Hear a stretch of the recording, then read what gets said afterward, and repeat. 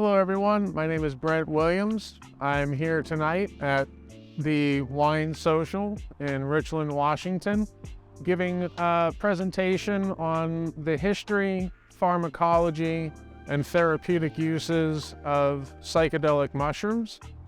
I'd like to say thank you for taking the time to view this video, and I certainly hope that you find it edifying and that it propels you into your own research into the history and use of psychedelics. Good evening, everybody. How are you? Awesome. I want to thank all of you for coming out tonight, and thank you, Mark, for allowing us to share your space here. Basically, I'm going to be talking a little bit about different facets of magic mushrooms, a little bit about their history, a little bit of pharmacology, and a little bit of discussion about the medicinal aspects of mushrooms and the research being carried out in those important areas. So I got interested in mushrooms when I was in my late teens. I had some very powerful experiences which propelled me to do further research. And as I got deeper into that research, my appreciation for mushrooms expanded beyond the very limited horizons of another recreational drug. And so I'm hoping that some of this presentation will help you guys feel the same way. So I'm going to start off just showing you how ancient the use of psilocybin mushrooms is. It was one of the things that really surprised me in my initial research. So these two pictures right here come from a cave called Tsilocybin Niger, which is located in Algeria in North Africa. This first image here is one of my favorites. This is what's called a therianthropic being. Therianthropic is just a $10 word for half animal, half person.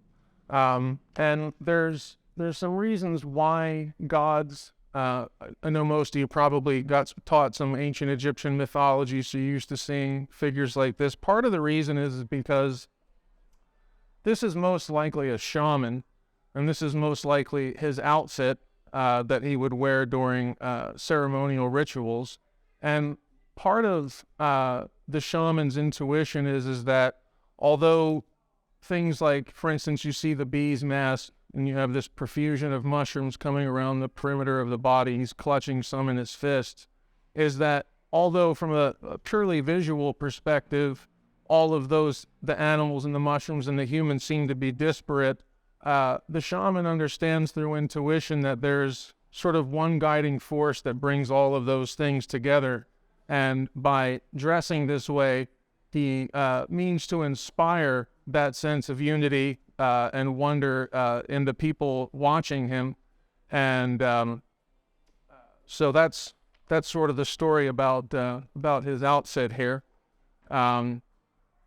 Because of some of these images will be debated by a few people whether or not they really truly represent psychedelic mushrooms. For the most part, though, most researchers generally agree that that's what these are. And you know, the geometry all throughout the body, these things are always found in places like caves where very important rituals, which generally had to do with preparing people for the afterlife, took place. So there's a lot of strong reasons for supposing that these are psychoactive. This is another image from the Tsilocybin Niger caves, and you see that all these people are either potentially dancing, running. It looks like they're on their way to get more mushrooms, and so they're also clutching mushrooms in their hands, and of course their heads are shaped like mushrooms as well. What's interesting about these two photos is that they're probably the oldest depiction in the world that we have of ancient ceremonial mushroom use anywhere. So, in addition, the third image here is a set of what are called mushroom stones from the Mayan culture in Mesoamerica. So roughly speaking, that'd be Guatemala, Belize, and Mexico. The oldest of these figurines have been dated to roughly 3000 BC. And of course, as you move closer to contemporary times, you continue to see more and more of these. Basically, these were used as, first of all, as idols during mushroom ceremonies. And additionally, what's kind of cool is that these caps, kind of like a pestle for a mortar and pestle, right? So they would take the dried mushrooms and put them into the bowl and use these idols to crush the mushrooms into powder so that they could be incorporated into their drink, usually cacao. So show you another image here. This is one of my favorites. This is the god Xochipilli. He was an Aztec god. This statue was created roughly a generation before, it's estimated anyway, before the Spanish missionaries arrived. And so there's a lot of sacred plants in indigenous cultures, but what makes this statue kind of unique is that there are highly stylized representations of different sacred plants. So for our purposes, the knees and the ears are both stylized mushroom caps. We also have, this is called the Revea corymbosa, which is also known as morning glory. This is the tendril of a morning glory, also tobacco. The Hymia salifolia is called Sinaquichi, which means sun opener. And it looks like our friend Xochipilli is probably on a mix of all of them. And you can see that his legs are crossed, his eyes are open, and his head is tilted back, and his mouth is gaping, and he's basically in an ecstatic trance. So this was a very important find. I believe it was found, or at least rediscovered sometime in the 17th century. So this is another very, very old cave painting, which is discovered in Vilar de Humo, Spain, in 1917. It depicts a series of mushrooms. This is a close-up of that shot. They've been interpreted as some kind of psilocybe mushroom.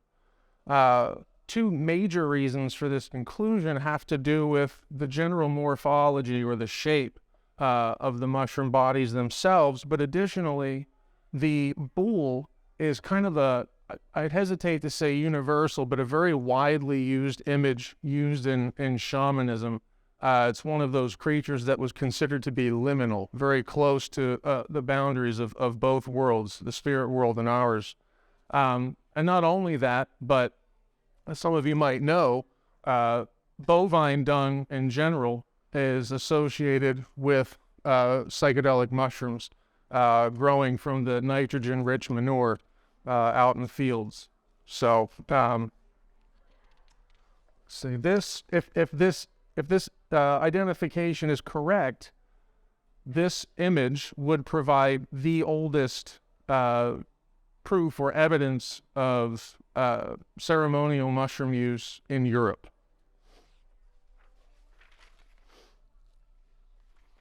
This is another really cool picture, 2,000-year-old picture from the Institute of Archaeology. This was found in Siberia near the Pegtamel River, not very far from the East Siberian Sea. These aren't psilocybe mushrooms, at least according to the people who have done the research. Russia is rich with, you're probably all familiar with the Mario mushroom, red cap and the white dots. So that's called the Amanita muscaria, and they believe that the heads on these people, you can see their legs are kind of bent, their arms are out. They believe that they're doing some sort of a ceremonial dance, and so that would be the Amanita muscaria mushroom. This picture, comes from, so in ancient Greece, probably there was an initiatory group that we call the Eleusinian Mysteries. Now, I would like to tell you more about it, but they took the mystery part pretty seriously. You had to take a vow of silence, and there's some research out on what it is that exactly happened, but a lot of it's pretty speculative. So I thought I'd save you from endless speculation. But it's centered around the disappearance of Persephone into the underworld and her mother Demeter going after her to find her and rescue her from Hades. And as you can see, you've got two really nice mushrooms there, and they're both fairly proud of them, it looks like. So they're not wrong. And then some of our oldest, I thought I'd just throw this in here, some of our oldest written accounts of mushrooms come from ancient Greece. Two philosophers, actually. One was from Euripides in the year 480, 406 BC. Unfortunately, it's not a psychedelic experience. He's talking about someone suffering from a fatal poisoning. And and so the Greek Neoplatonist philosopher Porphyry in the 3rd century AD also makes mention of mushrooms, and he calls them the children of the gods. So, our oldest written account of what we now call mind-altering or psychedelic mushrooms comes from a much more recent source. This is Bernardino de Sahagun, and he was a Franciscan friar and missionary who traveled from Spain to the New Spain, which we now know as Mexico. He wrote an amazing book called Historia General de las Cosas de Nueva España, which is now called the Florentine Codex. And it was the first account of indigenous Aztec peoples ever written. It was so thoroughly systematic and comprehensive that later historians bestowed him with the honor of being called the first anthropologist as well as the father of ethnography. So his ethnographic masterpiece was compiled between 1529 and 1950.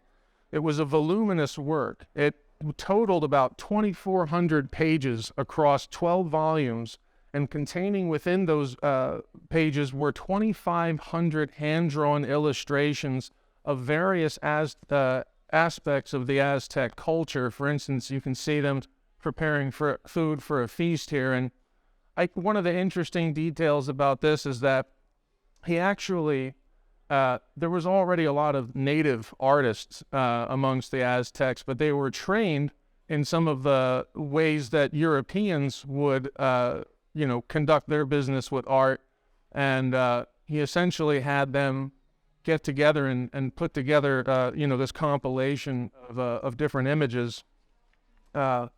This one, it's very hard to search through 2,500 images to find all the mushroom ones, but I chose this one here for you.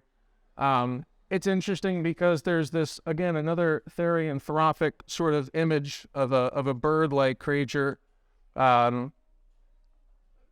It's possible, the Spanish Catholics weren't exactly enthusiastic about mushroom use in the New Spain, and so some people argue that some of these images with sort of demon-looking figures over the top were the influence of the Spanish, but suppose that remains to be proven. So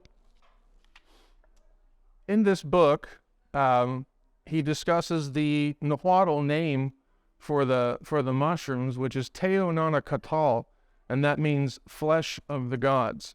And it would be through this book that all of our modern understandings of psychoactive mushroom use would eventually spring. So I have some descriptions from Sahagun. In one description, he states that they are called Teonanacatal, flesh of the gods. They grow in the flatlands in grass. The head is small and round, and the stem long and thin. It is bitter and scratches. It burns the throat. It makes one foolish. It confuses one. It distresses one. It is a remedy for fever and for gout. Only 2 or 3 are eaten. It makes one sad, depressed, and distressed. It makes one run away, become afraid, and hide. He who eats many of them sees many things that scare him and make him happy. You can tell he's a big fan. He runs away, hangs himself, throws himself from a cliff, screams, and is afraid. It is eaten with honey. In another, in another passage, he says, the first thing that one at such meetings was, the first thing that one would do at such meetings was to eat a black mushroom they called nonacotl. It has inebriating effects, produces visions, and incites to obscene acts. They already take the thing early on in the morning of the festival day and drink cacao before they arise. They eat the mushrooms with honey. When they have made themselves drunk with these, they begin to become excited. Some sing, others cry, others sit in their rooms as if they were in deep sorrow. They have visions in which they see themselves die, and this hurts them bitterly.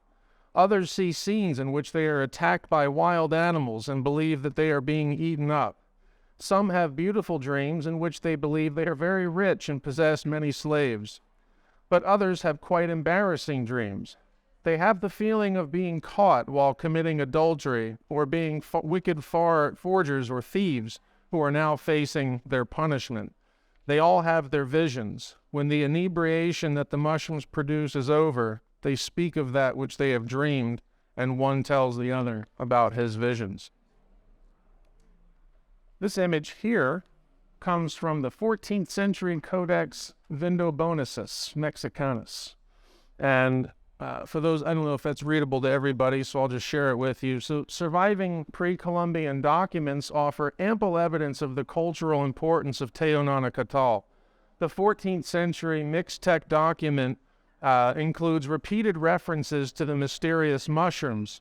On the top left of the 14th page, 7 gods grip pairs of mushrooms. On the right, a prince holding 2 mushrooms is seated in front of a Quetzalcoatl, who is this image right here, and who chants while beating a drum made from human skull.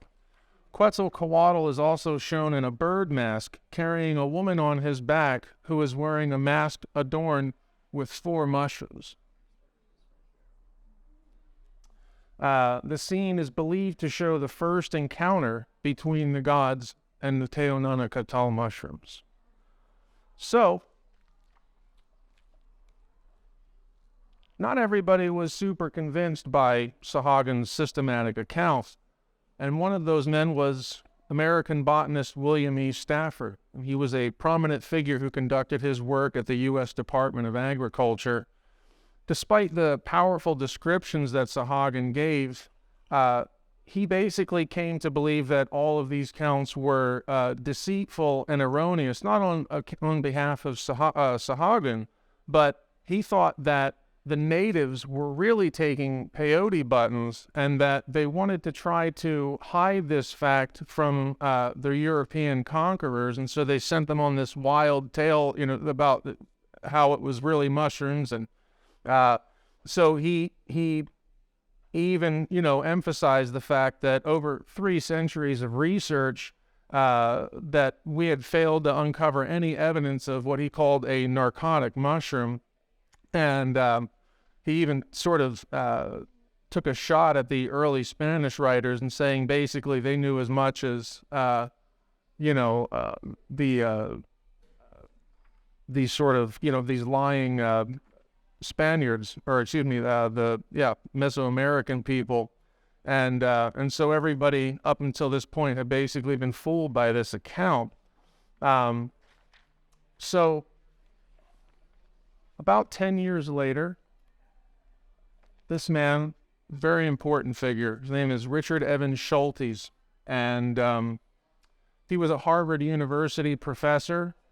He spent over 12 years coming in and out of the Amazon and living amongst and learning from the indigenous Amazonian people.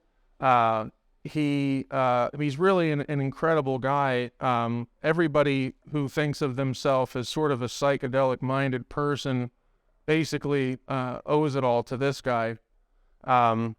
He found, in his 50 years of research, this guy collected over 24,000 species of plants, 300 of which had never been even documented before, and 120 of those plants still bear his last name in the binomial nomenclature. They honored him. He was such an influence that in the Colombian forest, there's a place called Sector Schultes. It's a giant 2.2 million acre lot which has preserved some of these indigenous plants. So Schultes was definitely very aware of Stafford's opinions, but unlike Stafford, he really believed that the Spanish accounts were truthful, and one of the reasons for that is in the ancient world, when you're doing medicinal work, they didn't have pharmacies and stuff, and so your knowledge of medicine was essentially the same thing as knowledge of plants. You had to have a really sharp mind for botany, which you've got to understand what you're looking at and take careful notes of flower patterns and all this stuff. So he basically believed them, and he knew that there was at least two major problems with Stafford's theory. One of them was simply the fact that the resemblance image-wise between dried peyote and dried mushrooms was at best superficial. The peyote is, it's in Latin is called lophophora, and lophophora means white tufts. And the dried peyote buttons would have a crown of white tufts on top of them, which obviously mushrooms don't have. But probably a greater problem for Stafford was the fact that mushrooms don't share the same climate or geography. Mushrooms are going to be found in pastures which receive significant rainfall, whereas peyote is found out in very dry deserts. So, armed with this understanding, Schultes made his way to Oaxaca, Mexico, in an effort to try to find evidence of these narcotic mushrooms. When he arrived, he teamed up with an Austrian researcher whose name is Blas Pablo Reyco. Reyco had been searching for these elusive mushrooms along with several others, including Bernard Bevan, Robert Weitlander, and Jean Bassett Johnson. It was actually Robert Weitlander who had obtained the first very small sample of mushrooms, and unfortunately they weren't really in good shape when he had them, and by the time they had gotten to Harvard, they were pulverized, unrecognizable, and so no further research could really be done. However, in the summer of 1938, there was a vigil being held near the town of San Antonio El Oxachitlan by a local curanderos, and in his possession, wrapped carefully inside of some banana leaves, were the mushrooms that these men had been seeking. The problem was that in certain ritual settings, sometimes it's only the shaman, or in this case the curanderos, who eats the mushroom. The reason being is because that's what provides them with the vision to enter into the spirit world and to see the different maladies that lie behind the person and essentially solve it. So it wouldn't be until the 27th of that month in June where Schultes would finally collect the first high-quality samples of these elusive mushrooms. Famous ethnobotanist Wade Davis writes this. He says, later that afternoon, a fortnight before his scheduled return to Boston, Schultes wandered through the moist fields outside of Huautla. To his amazement, a mushroom that he had failed to find for a month appeared to be everywhere. He collected a dozen specimens which are preserved to this day in the Farlow Herbarium at Harvard. Davies continues, he says, by securing a proper voucher or specimen with an accurate botanical determination, Schultes had distilled ethnographic reports and rumors into scientific fact. He had provided the first irrigation to the Indians. And not only did he resolve this controversy, but he laid the foundation for further research. It would take many years, but eventually others would follow in his wake. A series of expeditions in the 1950s would result in, among other things, the birth of the psychedelic era. Now we get to a man and his wife. His name was Robert Gordon Wasson. His wife's name is Valentina Pavlovna Wasson, and they would become familiar with these reports from Schultes and naturally intrigued. And so they journeyed down to Mexico in search of these sacred mushrooms. They would actually become the first to eat mushrooms in what's called a velada, or a healing ritual, with the now famous Mazatec Sabia, means wise woman. Her name is Maria Sabina in 1955. Sabina was the first to allow Westerners to participate in this velada. And after their psychedelic experience, Wasson would publish a piece in Life magazine, which was it still is a very popular magazine, but a very influential magazine during the early 1900s, 1950s. And you can actually still find a copy of this today online. He gives a really interesting description of the experience that he has. And he's trying to give some anonymity to Maria Sabina, so he calls her Eva Mendez. But he says, before midnight, the Senora, as Eva Mendez is usually called, broke a flower from the bouquet on the altar and used it to snuff out the flame of the only candle that was still burning. We were left in the darkness, and in darkness we remained until dawn. For a half hour we waited in silence. Alan, one of his traveling compatriots, felt cold and wrapped himself in a blanket. A few minutes later, he leaned over and whispered, "Gordon, I am seeing things." I told him not to worry. I was too. The visions had started. They reached a plateau of intensity deep into the night, and they continued at that level until about 4 o'clock in the morning. We felt slightly unsteady on our feet, and in the beginning were nauseated.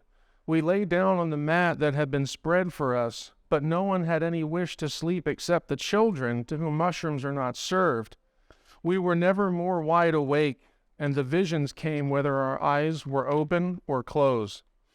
They emerged from the center of the field of vision, opening up as they came, now rushing, now slowly, at the pace that our will chose.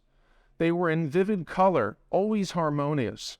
They began with art motifs, angular, such as might decorate carpets or textiles or wallpaper or the drawing board of an architect. They evolved into palaces with courts, arcades, gardens, resplendent palaces, all laid over with semi-precious stones. Then I saw a mythological beast drawing a regal chariot. Later, it was though the walls of our house had dissolved, and my spirit had flown forth, and I was suspended in midair viewing landscapes of mountains, with camel caravans advancing slowly across the slopes, the mountains rising tier above tier to the very heavens. 3 days later, when I repeated the same experience in the same room, instead of mountains I saw river estuaries, pellucid water flowing through an endless expanse of reeds down to a measureless sea, all by the pastel light of a horizontal sun. This time a human figure appeared, a woman in primitive costume, standing and staring across the water, enigmatic, beautiful, like a sculpture, except that she breathed and was wearing woven-colored garments.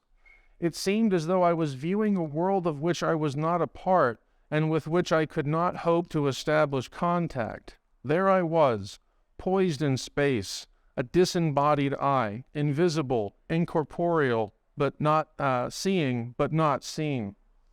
The visions were not blurred or uncertain, they were sharply focused, the lines and colors being so sharp that they seemed more real to me than anything I had ever seen with my own eyes.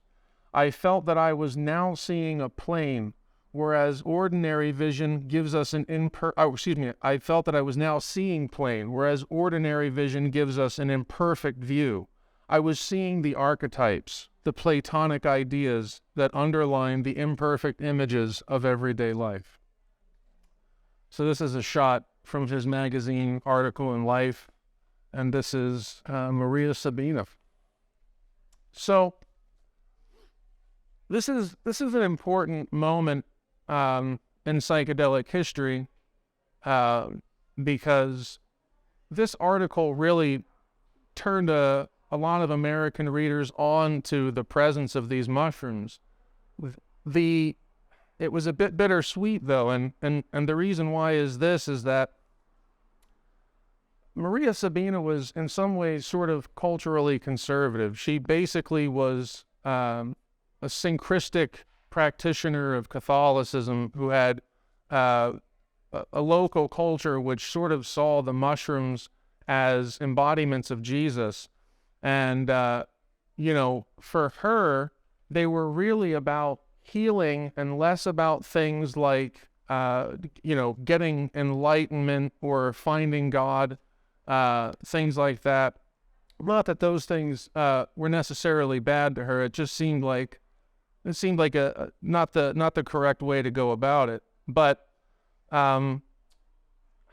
what had happened was that because so many people were interested in these mushrooms, a lot of Westerners traveled down to Mexico, and they brought with them their Western sense of entitlement.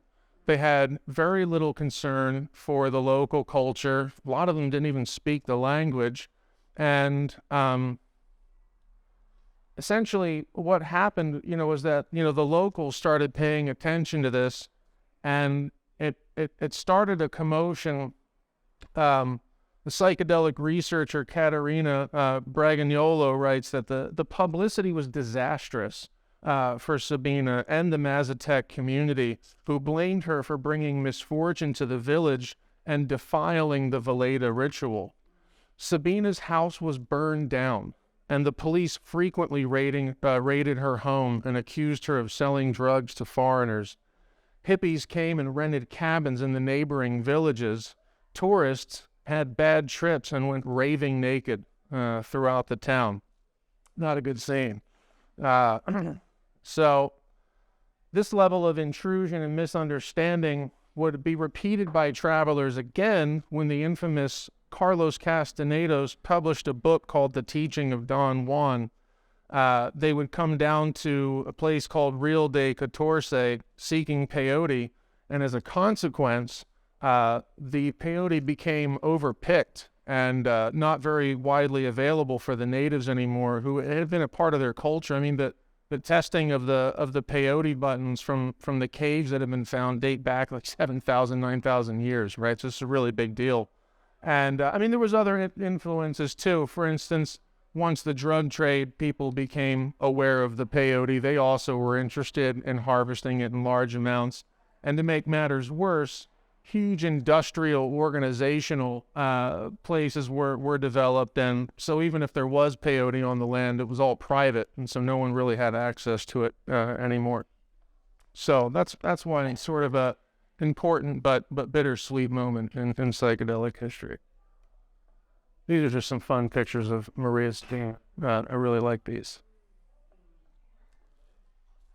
Albert Hofmann, the man who discovered lysergic acid diethylamide, or LSD, he's holding LSD molecule in his hand, would be the first person to get samples of mushrooms and to break down their two main constituent chemicals, psilocybin and psilocin, and to model the compounds' structures.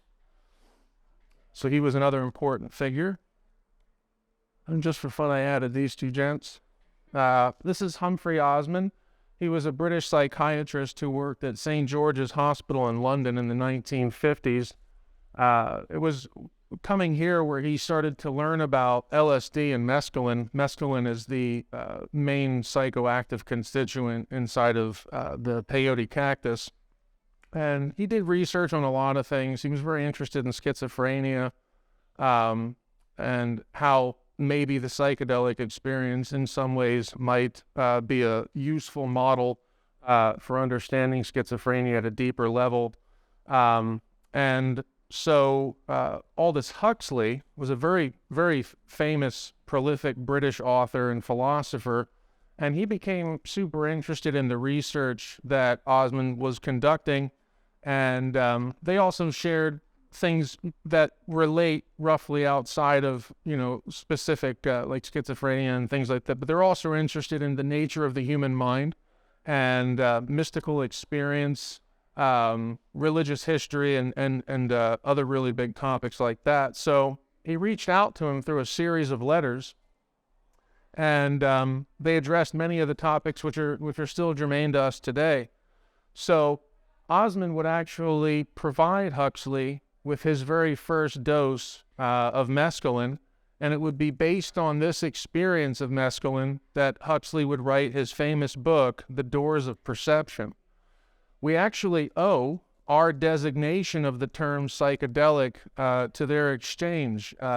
Huxley was, he's a super smart guy, so he came up with this probably, would you say, overly intellectual rhyme. He says, to make this mundane world sublime, just 0.5 gram of phanotherapine.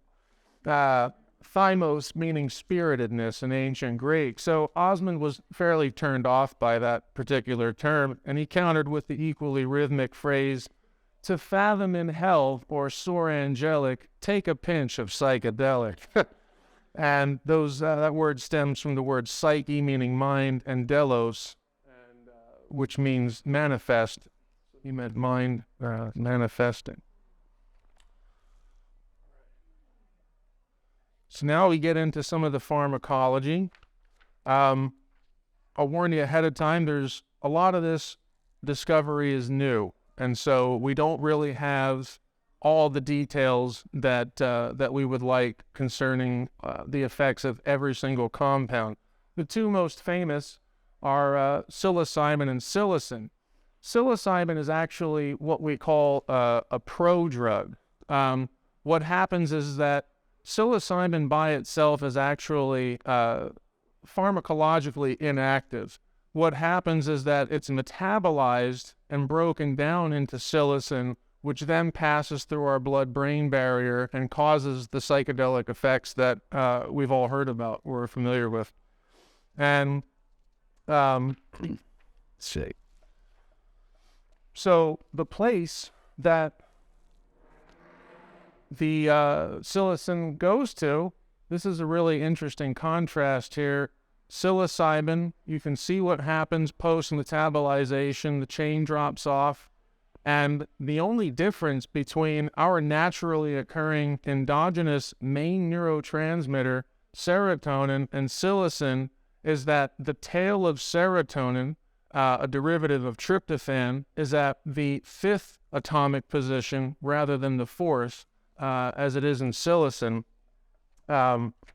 So these, like I said, were discovered by Albert Hofmann, but more recently, we found other compounds in there.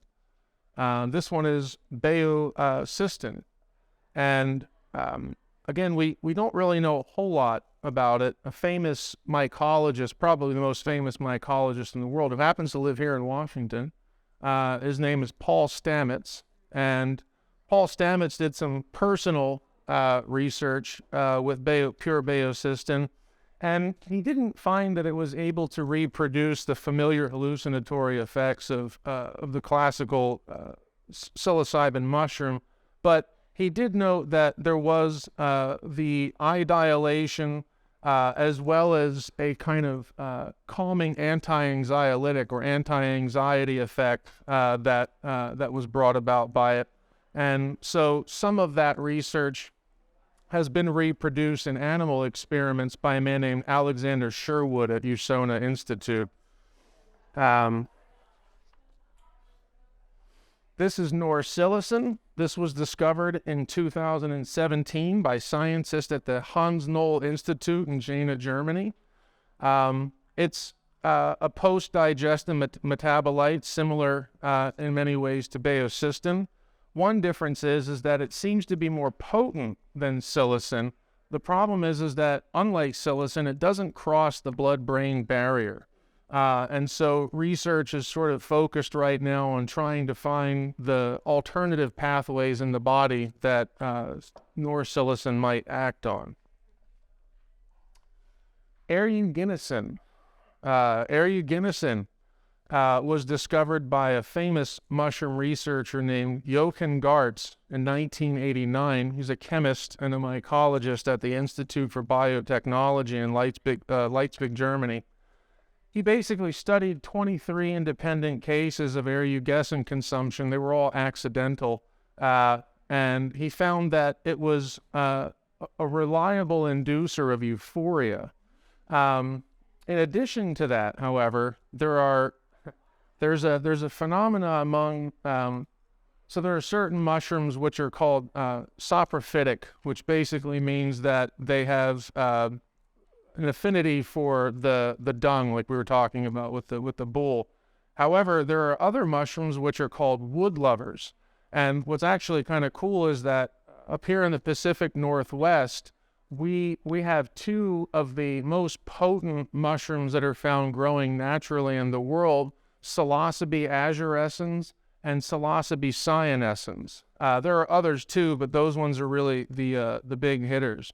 And there seems to be something what they call wood lover paralysis, which is a temporary feeling of either muscle weakness or full-on paralysis that happens under the influence of some of these wood-loving species of mushrooms like the cyanescens and the azurescens.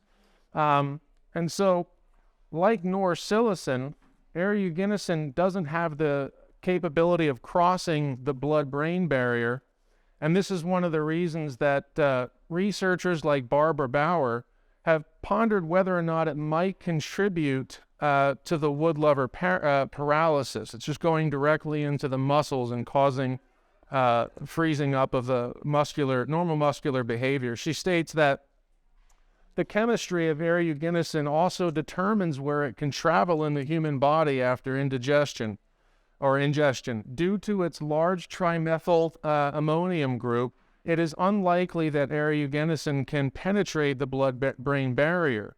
So because of this segregation, the effects of aeruginosin are confined to the peripheral nervous system outside of the brain and spinal cord, making it a likely candidate for the cause of wood lover paralysis. This is beta-carbolines is actually just a sort of general class of different drugs like harmala and harmaline. You guys, I'm sure you've all heard about ayahuasca, right? So ayahuasca is interesting because it basically is at least a conjunction of two different plants. One is called Psychotria viridis. That's the plant that contains the DMT, and then a vine, which is called Banisteriopsis caapi. And the beta-carbolines act as what's called a MAO inhibitor, which means monoamine oxidase. And what that means is that when the DMT is consumed, the MAO attaches itself to the DMT and allows it to bypass our digestion process and for the effects to make it up to the brain. So these are also found in mushrooms, and since you don't have to find two different plants in order to make the magic happen, a lot of people for this reason think of mushrooms as really being the perfect psychedelic. So either way, these are the main chemicals that we know about now in mushrooms, and I'm very hopeful that with the new interest in psychedelic therapy and medicinal practices that we'll learn more about them soon. Last things I'm going to talk about is some of the modern research being done by two really important institutions, one here in the States and one in England, in London. There's an amazing medical university and hospital here in the States called Johns Hopkins University. and they've really been the driving force behind a lot of the medicinal and therapeutic literature being produced about psychoactive mushrooms. They run a research department, which they call the Center for Psychedelic Research and Consciousness Research. And this is a huge team of people, but it's essentially led by a man named Dr. Roland Griffiths. And I'm going to share, they've done a bunch of different research, but I'm just going to share a few of the things that they've looked at, which I think to be fairly impressive. So the earliest research was done in roughly 2006, and what they kind of wanted to know was just what's the general impact on people's feeling about life and how the changes to their attitudes that might come about through the ingestion of psychedelic mushrooms. And so the research conducted found that 67% of the participants rated this experience as in the top 5 most meaningful experiences that they've ever had in their lifetime. To give you an idea of how that relativity works is people would say, the birth of my firstborn child, the death of, my father, really, really important stuff. I think all of us can sympathize with. And this single psilocybin session led to positive changes in moods, attitudes, and behavior for 14 months, possibly longer, with 64% of these people indicating the experience of increased well-being and life satisfaction. In addition to these life-changing effects was an overall effect on what is known in the psychological literature as trait openness. The openness is one of the 5 traits which are considered to be universal in human personality, and they are collectively known as the Big Five. The various traits of the Big Five can be easily remembered by the acronym OCEAN. The components are openness to experience, conscientiousness, extroversion, agreeableness, and neuroticism, also termed negative emotion. Openness, like the other attributes, have basically been considered by experts, not everybody of course, but by experts to be basically hardwired and permanent features of our personality. And so openness, for instance, is tied to things like extreme creativity, the desire to try new things, or adventurous predisposition in general, thinking about abstract concepts, and so what they found was that in research conducted in 2011, they found that psilocybin had a profound effect on increasing trait openness, and that this increase would endure long after the effects of psilocybin had worn off. They also looked at the effect that psilocybin had in facilitating what they call mystical experience. A mystical experience, just so that it doesn't sound too vague, there are 9 different categories that they use, or measures really, for understanding whether or not an experience should fall under the category of mystical experience. And so one of those is a sense of conscious unity, a sense like we were talking about with the shaman and the mushrooms and the bee mask, a sense that despite the disparate relationships as they're distributed through space, that there is an underlying commonality between all of us in this room, the things in this room. The stars in the sky might seem as far away as possible, but if I showed any one of you, a sperm or a blood cell, those things would feel just as far from who you think of yourself to be as any of those bits and pieces of the cosmic space. And so, but in these experiences, people have intuitive awareness of how all of this stuff is tied together. Another feeling or criteria measure is being outside of time and space. The feeling that the normal barriers to our experience, even though seeing makes us feel like we're gathering information, and that the strict locality of our personhood being wound up inside of bone and flesh gives us a kind of orientation towards life, there's another sense in which, in some ways where it creates possibilities for understanding, it also closes other doors to understanding other things around us. And so so they ask people about their experience of both time and space. A third is the increase in the feeling of objectivity in the experience, or another way to put that is as many people feel in a psychedelic experience, that what they felt was realer than real. Then, of course, gratitude is a very important measure. Life is sacred. The understanding of paradox. And another one is ineffability, the feeling of having an indescribable experience. Also, one of the features is that the experience is temporary, but that something remains changed deep within the person after the experience has finished, which leads to our ninth measure, life-changing experience. So those are the types of measures that they use to understand mystical experience. So some of the, there he is. Some of the research that was carried out had to do with tobacco usage, smoking, and cessation. This research was carried out on individuals who had developed an addiction to smoking. And once again, I mean, the studies were really, really impressive. Hopkins basically showed that 80% of the participants were biologically verified as smoke-free 6 months after psilocybin treatment. This is drastically higher than normal treatment methods, with the most effective medications ranking at about a 35% success rate.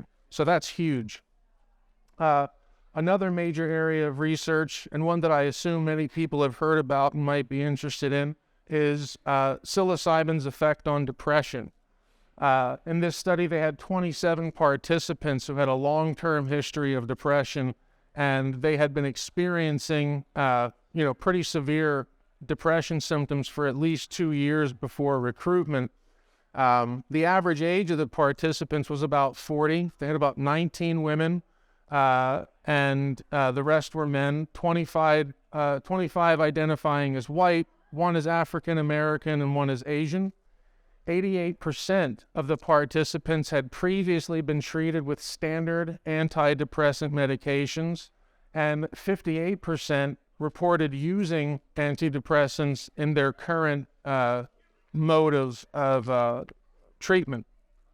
So they were randomized into 2 groups, and they either received the intervention immediately or after an 8-week waiting period. They were provided 6 to 8 hours of preparatory meetings with 2 treatment facilitators. Following that preparation, the participants would receive 2 doses of psilocybin, given approximately 2 weeks apart between the years of August 2017 and April 2019 at the Behavioral Biology Research at Johns Hopkins. The researchers reported that psilocybin treatment in both groups produced large decreases in depression, and that the depression severity remained low 3, 6, and 12 months after the treatment. One of the ways that they measure this is something called the Grid-Hamilton Depression Rating Scale. And it's a standard assessment tool where they use a score of 24 or more to indicate extremely severe depression. 17 to 23 is moderate, 18 to 16 is mild, and 7 or less is essentially no depression. For most participants, the scores for the overall treatment decreased from 22.8 at pre-treatment to 8.7 at 1 week, 8.9 at 4 weeks, 9.3 at 3 months, 7 at 6 months, and 7.7 at months after treatment. They had stable rates of response to the treatment and remission symptoms throughout the whole follow-up period, with 75% response and 58% remission at 12 months. That's incredible, right? So Roland Griffith says, psilocybin not only produces significant immediate effects, it also has a long duration, which suggests that it may be a uniquely useful new treatment for depression. Compared to standard antidepressants, which must be taken for long stretches of time before you even begin to feel the effects, the psilocybin had the potential to enduringly relieve symptoms of depression within 1 or 2 treatments. So there are other inquiries that they've conducted, such as the alleviation of anxiety. And one really important thing is what you just said, which is that side effects with psilocybin are almost none compared to That's absolutely true. Yes, absolutely. Yeah, one of the dirty secrets that isn't always shared with people who go on to SSRIs is that although if you stop taking an SSRI, you certainly won't go through traditional withdrawal symptoms as you might with alcohol or heroin, but they've noticed that there's a shift in what they call valence, and that the chances, it's basically positive and negative emotion, and that the chances of people committing suicide who previously had depression go up post SSRI treatment, even higher than they were before receiving treatment. So it's really important. using it just suddenly. Right, if you stop using it just suddenly, right. Then the risk of increased suicidality goes down. True, exactly. So,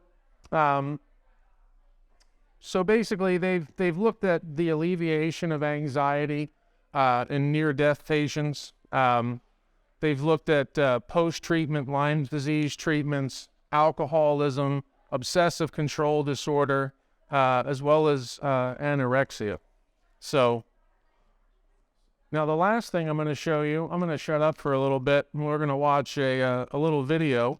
It's a TED Talk given by Professor Brian Carhart Harris. He is a researcher at the Center for Psychedelic Research, Division of Brain Sciences over in the Imperial College London. And he has a really great talk where he shows he's an expert in things that I simply don't have enough information on, but I think that you'll really like it. The video is 15 minutes, but I'm actually going to cut in to part of it, and we'll be about 10 minutes long altogether.